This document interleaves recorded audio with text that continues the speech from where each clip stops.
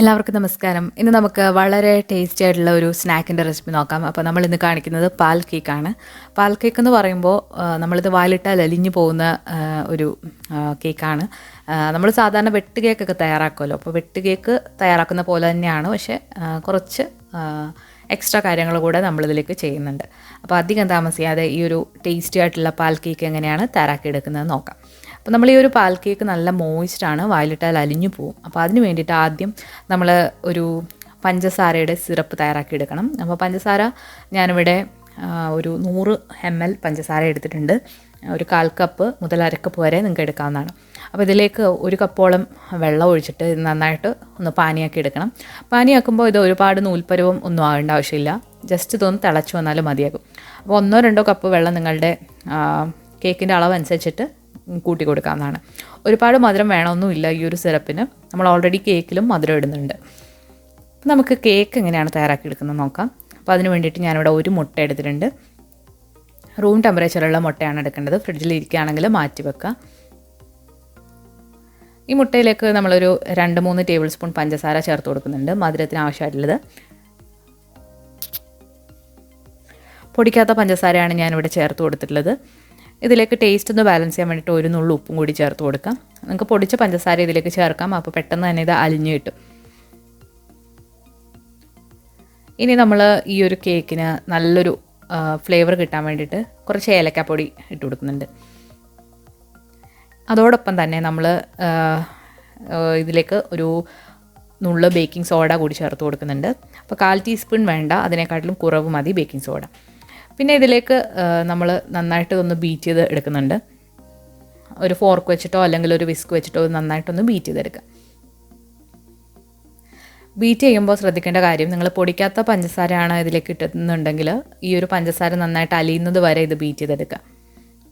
അല്ലാന്നുണ്ടെങ്കിൽ നിങ്ങളിതെല്ലാം കൂടി മിക്സിയിലിട്ട് ഒന്ന് കറക്കിയെടുത്താലും മതിയാകും. അപ്പോൾ ഇനി നമ്മളിതിലേക്ക് എക്സ്ട്രാ ആയിട്ട് കുറച്ച് വാനില എസൻസ് കൂടി ചേർക്കുന്നുണ്ട്. ഈ ഒരു കേക്കിന് നല്ലൊരു ഫ്ലേവർ കിട്ടാൻ വേണ്ടിയിട്ടാണ്. ഇത് ഓപ്ഷണലാണ്, നിങ്ങളുടെ കയ്യിലുണ്ടെങ്കിൽ മാത്രം ചേർത്ത് കൊടുക്കുക. ഇത് ചേർക്കുമ്പോൾ ഒന്നുകൂടെ നല്ല ടേസ്റ്റാണ് ഈ ഒരു കേക്കിന്. ഇനി ഇതിലേക്ക് നമ്മൾ 2 ടേബിൾ സ്പൂൺ നെയ്യാണ് ചേർത്ത് കൊടുക്കുന്നത്. നെയ്യോ വെജിറ്റബിൾ ഓയിലോ നിങ്ങൾക്ക് ഇതിലേക്ക് ചേർത്ത് കൊടുക്കാം. അല്ലാന്നുണ്ടെങ്കിൽ ബട്ടറും ചേർത്ത് കൊടുക്കാവുന്നതാണ്. ബട്ടർ ചേർക്കുമ്പോൾ ഒന്ന് ഉരുക്കിയിട്ട് ഇതിലേക്ക് ചേർത്ത് കൊടുക്കാം. അതെല്ലാം കൂടി ചേർത്തിട്ട് നന്നായിട്ടൊന്ന് മിക്സ് ചെയ്തെടുക്കുന്നുണ്ട്.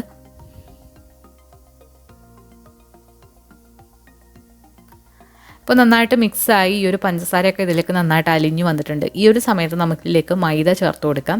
അപ്പോൾ ഈ ഒരു പാൽ കേക്കിൽ നമ്മൾ പാലൊഴിച്ചിട്ടാണ് ഇത് കുഴച്ചെടുക്കുന്നത്. അപ്പോൾ പാല് നമുക്കിനി വഴിയെ ചേർത്തിട്ട് കുഴയ്ക്കാം. അപ്പോൾ ആദ്യം നമ്മൾ 1 കപ്പ് മൈദ ഇട്ട് കൊടുക്കുക. അതിനുശേഷം ആവശ്യമെന്ന് തോന്നുകയാണെങ്കിൽ വീണ്ടും കുറേശ്ശെ മൈദ ഇട്ടിട്ട് കുഴച്ചെടുക്കാം. അപ്പോൾ ഞാനിവിടെ റിഫൈൻഡ് മൈദ അല്ല എടുത്തിട്ടുള്ളത്, ബ്ലീച്ച് ചെയ്യാത്ത മൈദയാണ്. ഇവിടെ ഇതിന് വീറ്റ് മജോൾ എന്നാണ് പറയുന്നത്. അപ്പോൾ നമ്മൾ ഇത് മൈദ വെച്ച് ചെയ്യണമെന്ന് ഒരു നിർബന്ധമില്ല, ഗോതമ്പ് പൊടി വെച്ചിട്ടും ചെയ്തെടുക്കാവുന്നതാണ്. അപ്പോൾ നമ്മുടെ ഇവിടെ കിട്ടുന്ന മൈദ ശരിക്കും നാട്ടിലെ ഗോതമ്പ് പൊടിയാണ്. നിങ്ങൾക്ക് കാണുമ്പോൾ തന്നെ അറിയാം, ഈ ഒരു മൈദയ്ക്ക് ഒരു യെല്ലോയിഷ് കളറാണ്. നമ്മുടെ നാട്ടിലെ മൈദയാണെങ്കിൽ നല്ല വെളുത്തിട്ടാണുള്ളത്. അത് ബ്ലീച്ച് ചെയ്തിട്ടാണ് മൈദ ആക്കുന്നത്. മൈദ കഴിവതും ഉപയോഗിക്കാതിരിക്കാം. അപ്പോൾ ഗോതമ്പ് പൊടി, മൈദയ്ക്ക് പകരം ഏത് ഡിഷിലും നമുക്ക് ഗോതമ്പ് പൊടി ഉപയോഗിക്കാവുന്നതാണ്. അപ്പോൾ ഞാനിവിടെ കുറച്ച് ഗോതമ്പ് പൊടി കൂടി ഇട്ട് കൊടുത്തിട്ട് ഇത് കുഴച്ചെടുക്കുന്നുണ്ട്. ഇനി നമുക്കിത് കുറച്ച് പാലൊഴിച്ചതിന് ശേഷം നന്നായിട്ട് കുഴച്ചെടുക്കാം.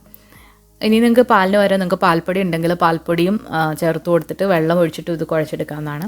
അപ്പോൾ ഇത് നന്നായിട്ടൊരു ചപ്പാത്തി മാവിൻ്റെ പരുവത്തിൽ നന്നായിട്ടൊന്ന് കുഴച്ചെടുക്കാം. അപ്പോൾ നമ്മൾ ഇതിന് മുൻപ് ഒരു വെട്ട് കേക്കിൻ്റെ റെസിപ്പി അപ്ലോഡ് ചെയ്തിട്ടുണ്ട്. അപ്പോൾ ഒരുപാട് പേര് ട്രൈ ചെയ്ത് നോക്കിയിട്ടുള്ളതാണ്. അപ്പോൾ നിങ്ങളിതുവരെ കണ്ടിട്ടില്ല എന്നുണ്ടെങ്കിൽ തീർച്ചയായിട്ടും ഒന്ന് കണ്ടു നോക്കണം. പെർഫെക്റ്റ് ആയിട്ടുള്ള ഒരു വെട്ട് കേക്കിൻ്റെ റെസിപ്പിയാണ്. കടകളിൽ കിട്ടുന്നതിനെക്കാട്ടിലും ടേസ്റ്റ് ഉള്ളതാണ്. അപ്പോൾ നമ്മളിപ്പോൾ കുഴച്ചെടുത്തിട്ടുണ്ട്. ഇനി ഇത് നമ്മൾ ഫ്ലോറിലിട്ട് കൗണ്ടർ ടോപ്പിന് മുകളിലായിട്ട് ഒന്നുകൂടി ഒന്ന് കുഴച്ചെടുക്കുന്നുണ്ട്.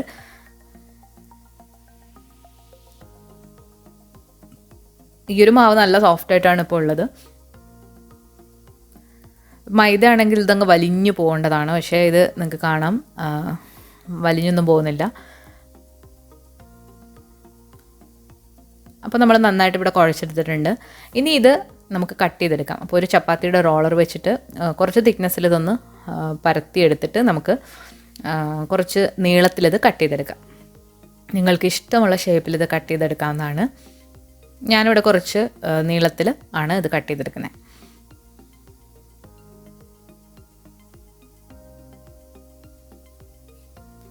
അപ്പോൾ ഇത് എല്ലാം ഒരേപോലെ ഒരു ഷേപ്പിൽ നമുക്കൊന്ന് കട്ട് ചെയ്തെടുക്കാം.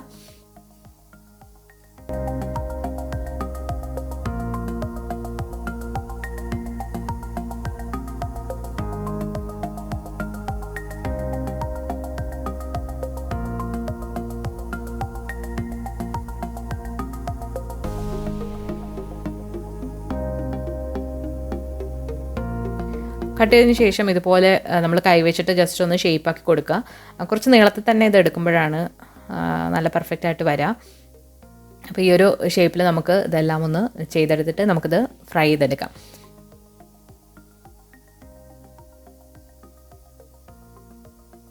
നമ്മളെല്ലാം ഇതുപോലെ എടുത്തിട്ടുണ്ട്. ഇനി നമുക്കത് ഫ്രൈ ചെയ്തെടുക്കാം. ഞാനിവിടെ ഒരു ചെറിയ ചീനിച്ചട്ടിയിൽ കുറച്ച് ഓയിലൊന്ന് തിളപ്പിക്കാനായിട്ട് വെച്ചിട്ടുണ്ട്. അതിനുശേഷം കുറച്ച് മാവൊന്ന് അതിലേക്ക് ഇട്ട് കൊടുക്കുമ്പോൾ ഇങ്ങനെ പൊങ്ങിയിട്ട് മുകളിലേക്ക് വരുന്നൊരു പരുവുണ്ട്.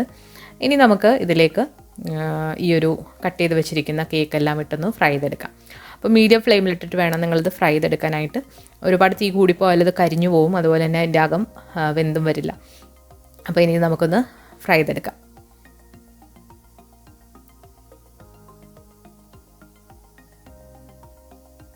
ഇതുപോലെ ചെറിയ കുഴിയുള്ള പാത്രം എടുക്കുകയാണെങ്കിൽ കുറച്ചെണ്ണ മതിയാകും ഇത് ഫ്രൈ ചെയ്തെടുക്കാനായിട്ട്.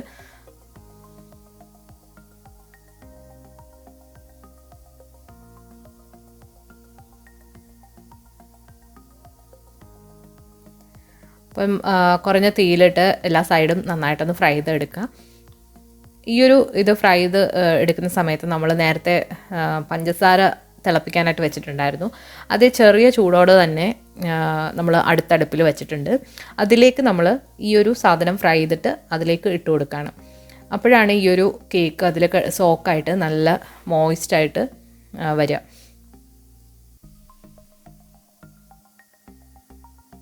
നമ്മളിതുപോലെ എല്ലാം ഫ്രൈ ചെയ്തെടുക്കുക. ഫ്രൈ ചെയ്ത കേക്ക് ഈ നല്ല ചൂടുള്ള പഞ്ചസാര ലൈനിലേക്ക് ഇട്ട് കൊടുത്തിട്ട് ഒരു 5 മിനിറ്റ് കഴിയുമ്പോൾ നമുക്കിത് തിരിച്ച് മറിച്ചിട്ട് കൊടുത്തിട്ട് നമുക്കിത് കോരിയെടുക്കാം.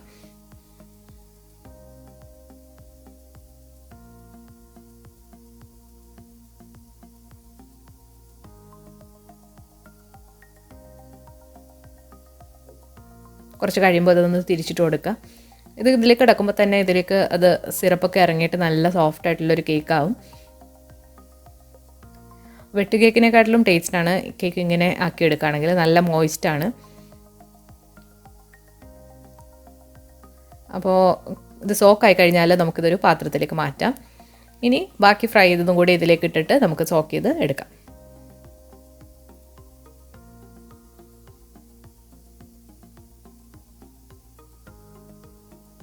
അപ്പോൾ ഇതുപോലെ തന്നെ എല്ലാം ചെയ്തെടുക്കാം.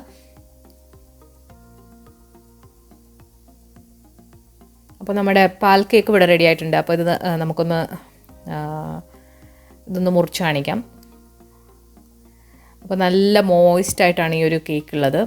നല്ല ജ്യൂസി ആയിട്ടുള്ള വായിലിട്ടാൽ അലിഞ്ഞു പോകുന്ന രീതിയിലുള്ളൊരു കേക്കാണ്. അപ്പോൾ എല്ലാവരും ഈ ഒരു രീതിയിൽ ഒന്ന് ട്രൈ ചെയ്ത് നോക്കുക. അപ്പോൾ എല്ലാവരും ഈ ഒരു രീതിയിൽ പാൽ കേക്ക് ഒന്ന് ട്രൈ ചെയ്ത് നോക്കുക. നിങ്ങൾക്ക് എന്തായാലും ഇഷ്ടപ്പെടും. വീഡിയോ ഇഷ്ടമായിട്ടുണ്ടെങ്കിൽ ലൈക്ക് ചെയ്യാനും ഷെയർ ചെയ്യാനും മറക്കരുത്. നമ്മുടെ ചാനൽ ഇതുവരെ സബ്സ്ക്രൈബ് ചെയ്തിട്ടില്ല എന്നുണ്ടെങ്കിൽ സബ്സ്ക്രൈബ് ചെയ്യാനും മറക്കരുത്. പുതിയ റെസിപ്പി വീഡിയോകളാവട്ടെ നമുക്ക് വീണ്ടും കാണാം. താങ്ക്